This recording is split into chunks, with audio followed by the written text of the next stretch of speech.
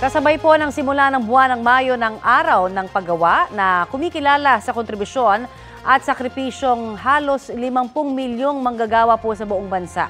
Pero dahil sa tumataas na mga bilihin, panawagan pa rin ng ilang grupo na madagdagan pa ang kanilang sahod.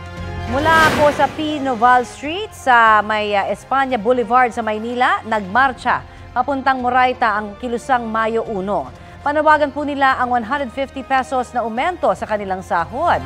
Sa Recto Avenue naman, maagang nagsama-sama ang Workers for People's Liberation para manawagan sa gobyerno.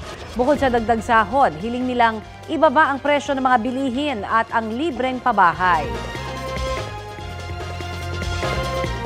Pero sa kanilang pagmarcha papuntang Mendiola, hinarang na sila ng pulisya sa may Moraita. Ilang pang grupo sa ibang bahagi ng Maynila ang hinarang ng pulisya. Bandang alas 8:30 kaninang umaga, pinausad na ang ilang grupo papuntang Recto Avenue para makasama nila ang iba't ibang grupo ng mga manggagawa. Sa mensahe ng Pangulo, sinabi niyang isinusulong ng bagong Pilipinas ang mas maraming oportunidad. Kapuso, para sa mga maiinit na balita, mag-subscribe sa GMA Integrated News sa YouTube. Sa mga kapuso naman abroad, subaybayan nyo kami sa GMA Pinoy TV at sa www.gmanews.tv.